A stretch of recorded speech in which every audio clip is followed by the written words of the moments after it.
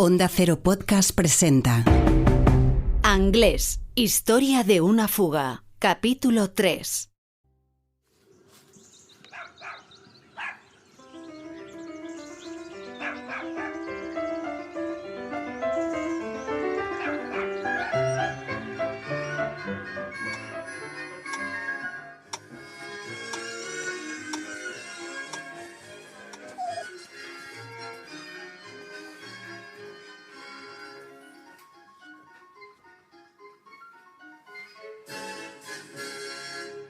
Bueno, Margaret, ¿puedes explicar, por favor, a cámara quién eres, a qué te dedicas y cuántos años tienes?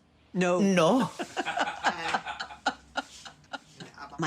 Mi nombre es Margaret Moran y vivo en Dublín, Irlanda. Estoy jubilada de un puesto de relaciones públicas, pero no me gusta estar sin hacer nada. Así que cuando el periodista español contactó conmigo, me pareció algo nuevo. ¿Hola? Hola, Margaret. Hola. Te llamo de parte de tu amiga irlandesa, aquí en Valencia. Sí, ella me comentó que a lo mejor me llamaríais. ¿Qué puedo hacer por vosotros? Para nosotros es muy importante encontrar información sobre Antonio Anglés, Entiendo. alguien que estuviera allí en 1993. De acuerdo, tengo tu número. La posibilidad de que un sospechoso de asesinato haya llegado a Dublín y que nadie lo hubiera encontrado, pensé, vale, me gustaría ayudar a resolver este misterio. Pero nunca me hubiera imaginado que iba a llegar tan lejos.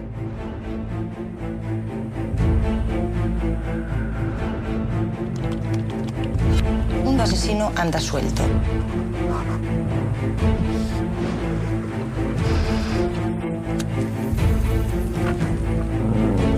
Eso no es una persona, es un monstruo, hombre.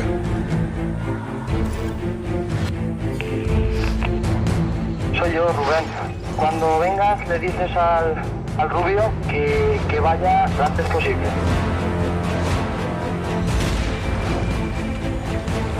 El enemigo público número uno de este país Se fuga en las narices de la Guardia Civil.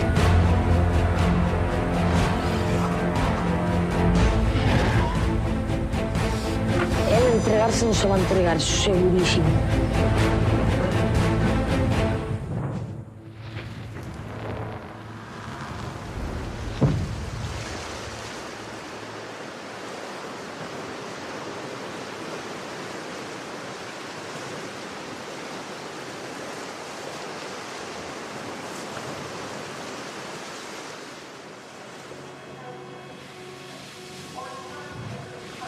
¿Qué sucedió después de que se dieran cuenta en Dublín de la desaparición de Anglés? tratamos de seguir la travesía con la mayor normalidad posible. Liverpool, Inglaterra. Pero cuando llegamos a Liverpool, nos dimos cuenta de que algo grave pasaba. Me quedé alucinado por la cantidad de sirenas y luces azules que había por todo el puerto esperándonos. Y al desembarcar, un montón de policías entraron en el barco. Era una situación excepcional.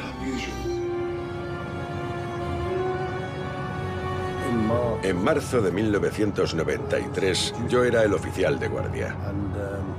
Y recuerdo aquel día porque recibimos una petición inusual, que no recibes todos los días, todas las semanas, todos los meses. Era extraña. Ese requerimiento vino de la Policía Metropolitana de Londres. John Colligan, inspector de la unidad canina de la policía de Liverpool. Debíamos registrar un barco que llegaba al puerto de Liverpool de madrugada. Teníamos que buscar a un hombre al que se acusaba de haber cometido crímenes muy graves. Entonces subimos a bordo con el equipo de búsqueda y los perros. Inspeccionaron los camarotes, la sala de máquinas, miraron por todas partes. El jefe del equipo Aseguró que no habían encontrado nada en el barco.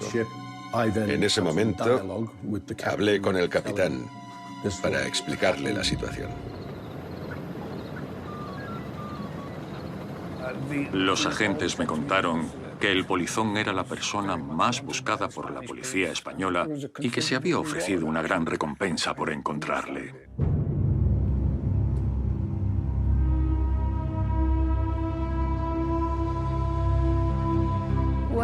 Primero me tomaron declaración a mí y luego me preguntaron si podían interrogar al resto de la tripulación. Yo les dije que sí. El capitán presentó a cada miembro de la tripulación y recuerdo que era un equipo muy pequeño.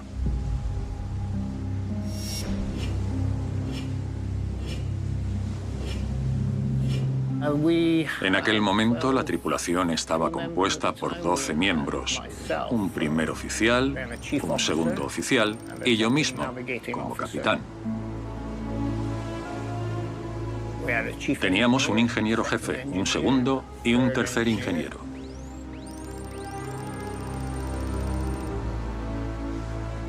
Contábamos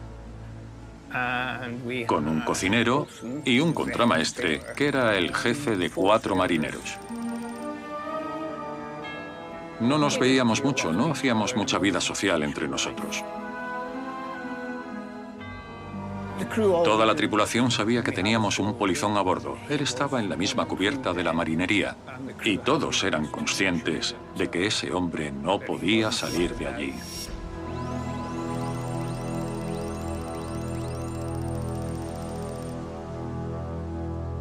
Fueron verificados uno a uno por el capitán para asegurarnos de que eran las personas que tenían que estar a bordo. Los investigadores les interrogaron mientras los perros seguían buscando.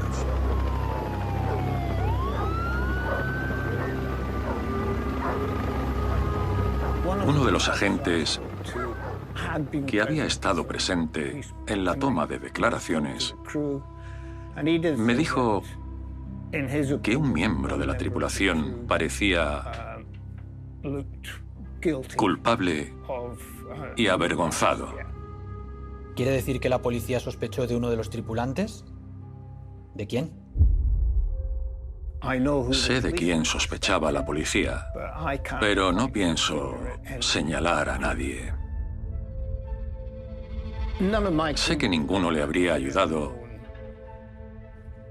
de haber sabido lo que había hecho. Nadie le habría dejado salir, pero lo hicieron.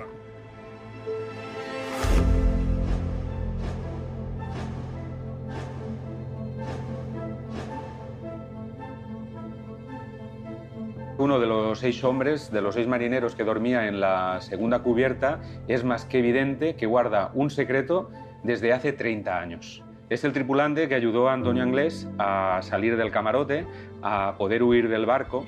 Pero, ¿quién es ese marinero? ¿Quién es ese hombre? ¿Quién le ayudó a escapar? Jenard Martí, periodista. Para averiguarlo, solo disponíamos de ese escueto documento, de esas 38 páginas que contenían las declaraciones de los marineros, y con eso decidimos echar adelante nuestra investigación. Inglaterra.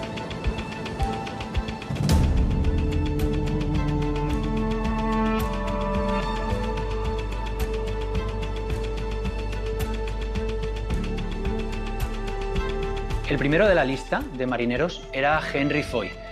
Henry Foy en aquel entonces tenía 55 años y, como el resto de la tripulación, declaró ante la policía cuando el barco llegó a Liverpool. Jorge Saucedo, periodista. De esa declaración se deduce que fue el último marinero que vio con vida a Antonio Anglés antes de escaparse.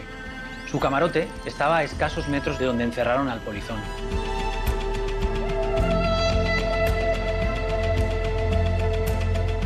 Henry Foy es uno de los marineros que entabló más relación con Antonio Anglés.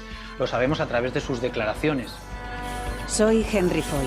Nací en Liverpool el 27 de octubre del 38.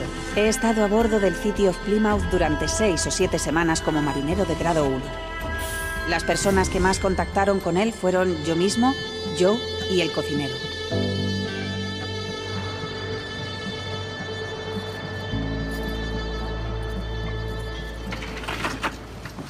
Muchas gracias por atendernos, señor Foy. Sí.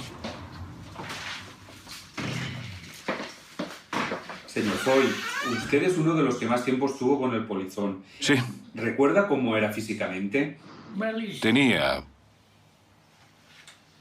unos 30 años. Estaba en forma. No quería hablar con nosotros. Intentamos ser simpáticos con él, pero no. ¿Le suena esta cara? Sí. ¿Está seguro? ¿Había visto esta foto antes? No. Nunca vio esta foto antes. Usted, señor Foy, según las declaraciones, era una de las 3 personas encargadas de vigilar el camarote del polizón. Y según la cronología de esa noche, él se escapó en su turno de vigilancia. Quiero explicarlo. No estábamos vigilando la puerta a las 24 horas. Teníamos nuestro trabajo. Yo estaba en la cubierta y quizá una vez cada hora me pasaba por el camarote y echaba un vistazo. Entiendo que nadie se explicaba cómo había podido salir del camarote. Es lo que estoy diciendo. Siempre estaba mirando por la ventana. A medida que el barco se acercaba a la costa. Probablemente esperando el momento justo para tirarse. Durante la conversación que mantuvimos con Foy, Foy en ningún momento nos habló en español, pero sí que fue una persona que él mismo admite en sus declaraciones que se pudo comunicar con Antonio Anglés y que de esa manera pudo saber por boca de Anglés que lo que él pretendía era cruzar el Atlántico. Le hablé en español y portugués, probablemente más portugués que español. Que iba a México y que quería ir a Brasil.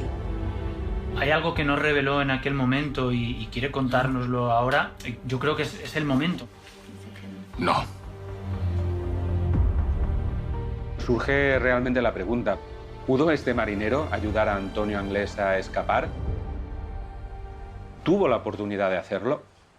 Bueno, fue Henry Foy el que encerró al polizón en torno a las 5:30 en su camarote. Y en sus declaraciones no explica exactamente qué hizo durante 2 horas.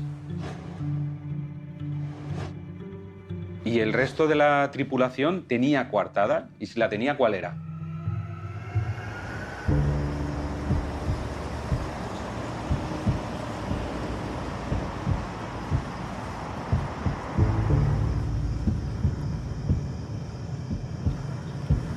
Nuestro próximo objetivo fue Joe Hannigan. Él fue quien descubrió al polizón y junto con Henry Foy es quien tenía la misión de vigilar el camarote de Antonio Anglés. Además, tenía su camarote a la derecha.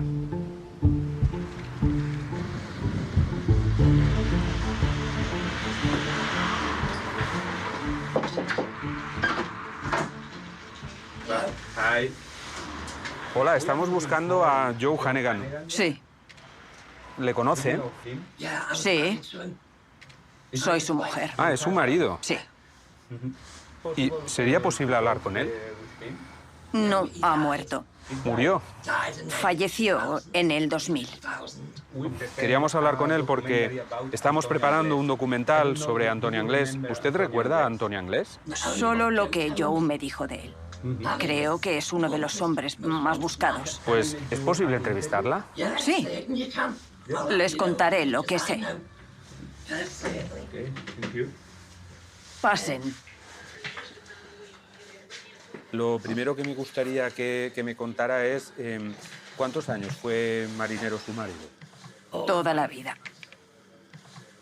¿Qué le contó sobre lo que ocurrió en el City? Me contó que un día salió a fumar y oyó un ruido en la cocina donde no debía haber nadie más. Vi al polizón allí, de pie. Estaba revolviendo en los cajones en la cocina cuando le encontré y tenía un tomate en el bolsillo. ¿Le dijo su marido algo de lo que pudo hablar con Antonio Anglés? No. No. ¿Él no tuvo entonces ningún tipo de contacto con él?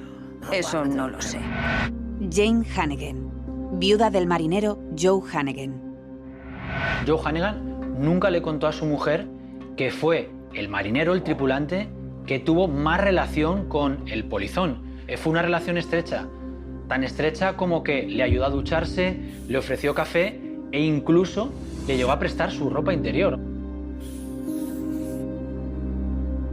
Hannigan es el único miembro de la tripulación que asiste a esa conversación que se produce entre el capitán y Antonio Anglés, una conversación que es muy importante porque Antonio Anglés le manifiesta al capitán su intención de ir a México. ¿Le dijo su marido cómo escapó del barco? ¿Cómo logró huir? Él me dijo que saltó del barco. ¿Él dijo que saltó del barco? ¿Que saltó? Sí. ¿Sabe si Antonio Anglés recibió algún tipo de ayuda? ¿Ayuda? No. Vamos, de alguien de la tripulación. No, que yo sepa. Yo no era de los que te daba detalles, ¿sabes? Él solo te contaba las cosas a grandes rasgos. Pero creo que todos fueron interrogados. Hannigan declaró que vio por última vez a Antonio Anglés a las 5:15 de la tarde, que habían estado los dos 5 horas juntos y que después cada uno se fue a su camarote. ¿Pudo Joe Hannigan salir de su camarote y abrirle la puerta a Antonio Anglés pensando simplemente que era un joven que buscaba una vida mejor?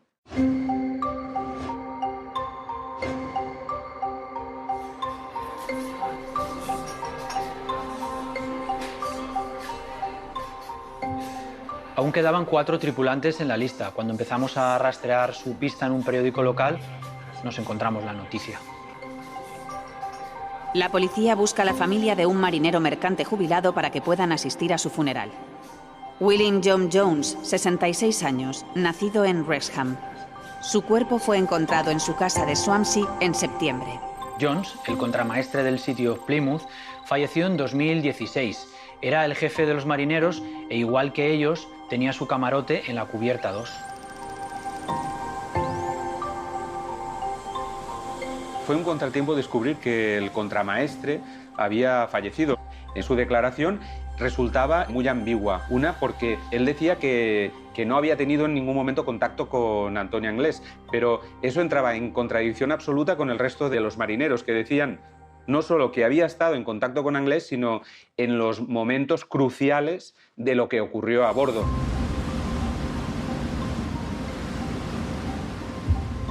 Fue el contramaestre el que apuntaló la puerta y la ventana.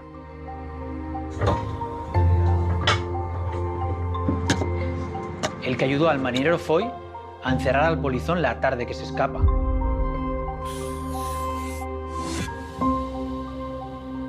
Además, lo vieron con el polizón en la cantina. ¿Por qué nunca contó esto a la policía? Nunca lo sabremos ya. Gales.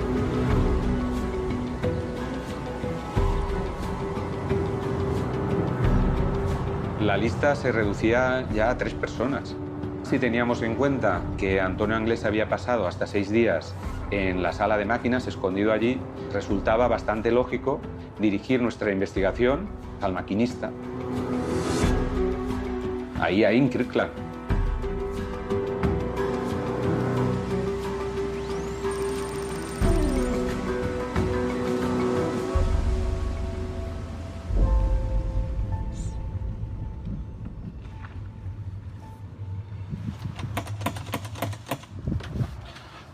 Buenos días.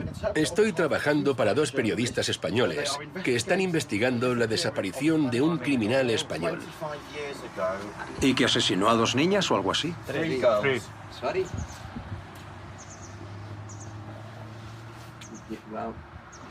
Un momento.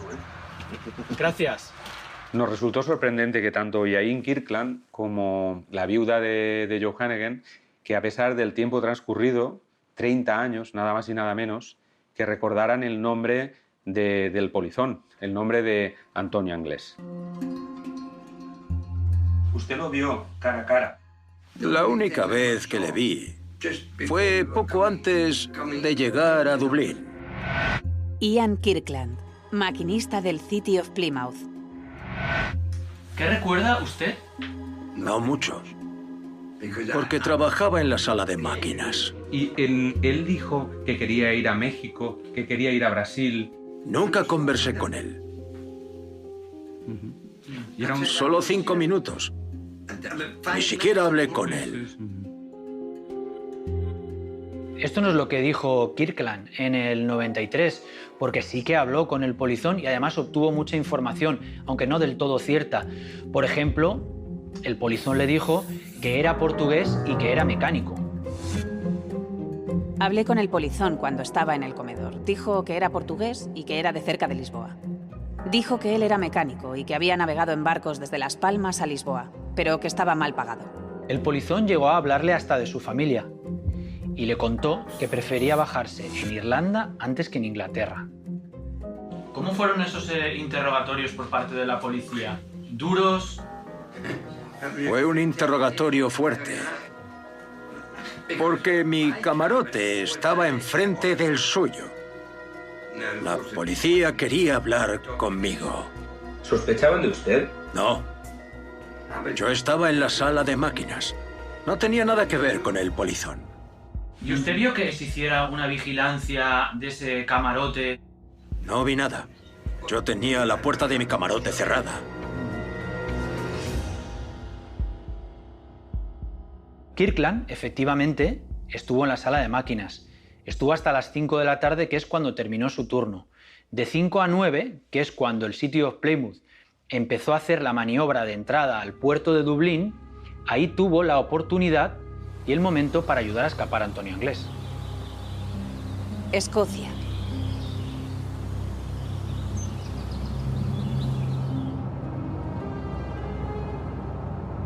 Solo quedaban 2 tripulantes por localizar y los 2 eran escoceses. En un pueblo de apenas 600 habitantes vivía el cocinero del City of Plymouth, Alberto Sisi. Y recibimos una información de dónde encontrarle.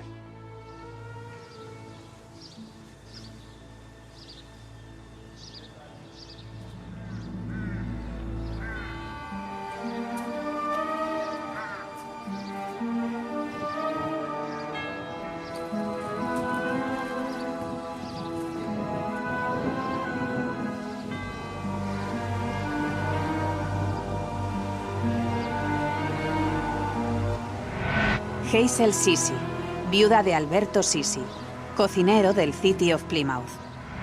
Durante 2 años tuvo una apoplejía. Luego le diagnosticaron un cáncer. Le dieron 6 meses de vida y se fue en 6 meses. No estoy segura de qué edad tenía cuando se hizo marinero, pero era joven, 18 quizá. La gente del barco se convirtió en su familia. Todos le conocían por el pan y los bollos. Muy pocos cocineros lo hacían. Era una buena persona, sí. Divertido. Le encantaba la gente, le gustaba hablar con todo el mundo. Hablaba con cualquiera, sobre cualquier cosa. Alberto Sisi se relacionó bastante con Antonio Anglés. Por un lado, era el encargado de darle de comer. Por otro lado, le llevaba hasta su cantina, donde pasó algunas horas. De hecho, el día de la fuga, el día que se escapa Antonio Anglés, estuvo allí en la cantina tomando un té y pasó toda la tarde. El inglés del polizón era muy pobre, aunque estoy seguro que entendía más de lo que admitió. Tengo la impresión general de que era marinero. Me contó que tenían un polizón a bordo y que estaba encerrado en un camarote. Yo nunca miré en el camarote para comprobar si él estaba allí. Yo no diría que mi esposo se encargaba personalmente de vigilar ese camarote. Él se ocupaba de las comidas y alimentaba al polizón. La tarde del 24 de marzo de 1993, Alberto Sisi y Antonio Anglés se encerraron en sus camarotes prácticamente a la misma hora. A pesar de estar justo enfrente, Alberto Sisi aseguró que no escuchó al polizón quitar la madera, abrir la puerta y huir. Me fui a mi camarote, pero no me metí en la cama hasta las 10 de la noche. ¿Tuvo oportunidad de ayudar a Antonio Anglés? Sí, porque estaba al lado. ¿Tuvo tiempo para hacerlo? Pues según hemos calculado, unas 5 horas. No sé si Alberto le contó que cuando atracó el barco en el puerto de Dublín, limpió la cabina donde había estado encerrado el polizón. No sé por qué limpiaría el camarote. Ese no era su trabajo. No sé nada de eso. Nadie me ordenó que limpiara el camarote. Lo que hizo Alberto Sisi resulta muy extraño. Él limpia el camarote. ¿Por qué lo limpia si nadie se lo pide?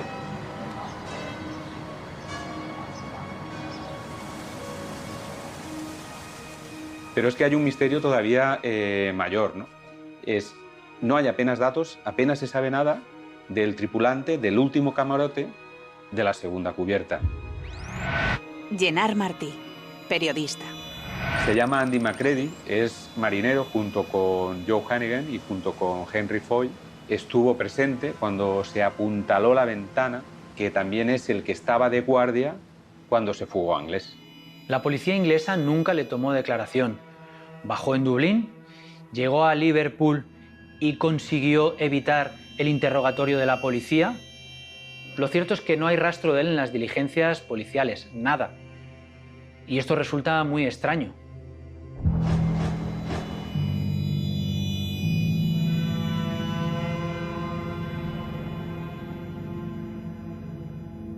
¿Usted quién cree que puede ser? Déjame echar un vistazo a esa lista.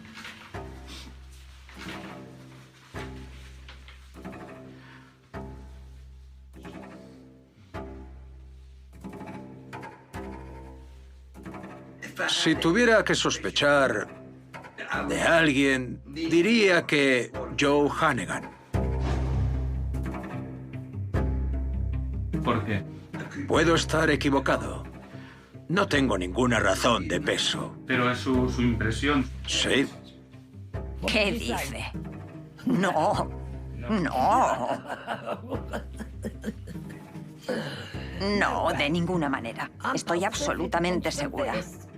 Joe no era ese tipo de hombre, ni él ni el resto de los marineros. Ninguno le habría ayudado. Solo un hombre tenía las llaves del camarote. ¿Qué hombre? Creo que el cocinero. Alberto Sisi. Alberto Sisi.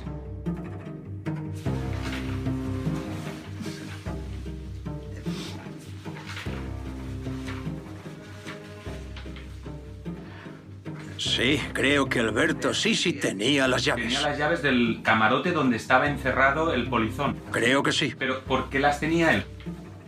No lo sé.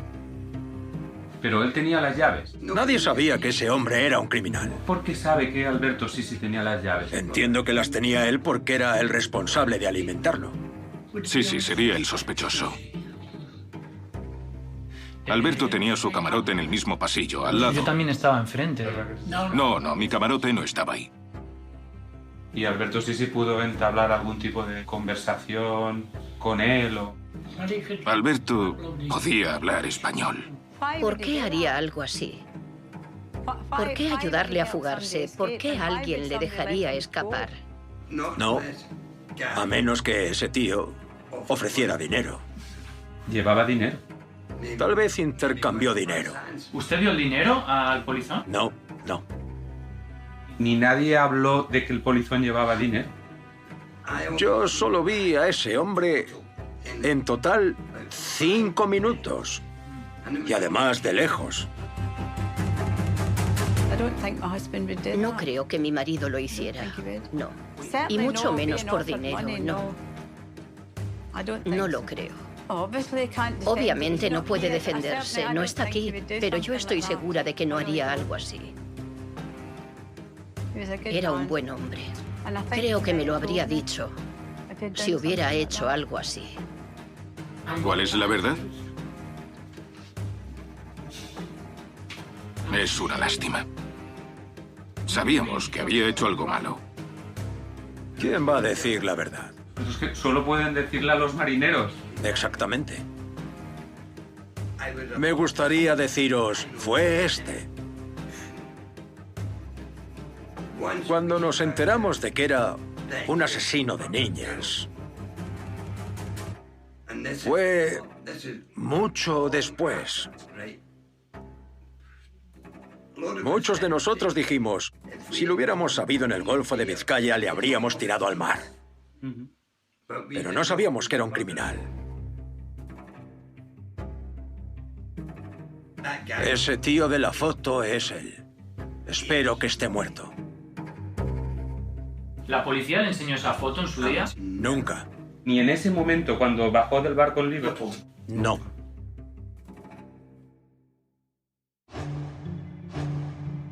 Cualquiera de estos hombres pudo ser. Cualquiera de estos hombres pudo abrir esa noche la puerta del camarote de Antonio Anglés.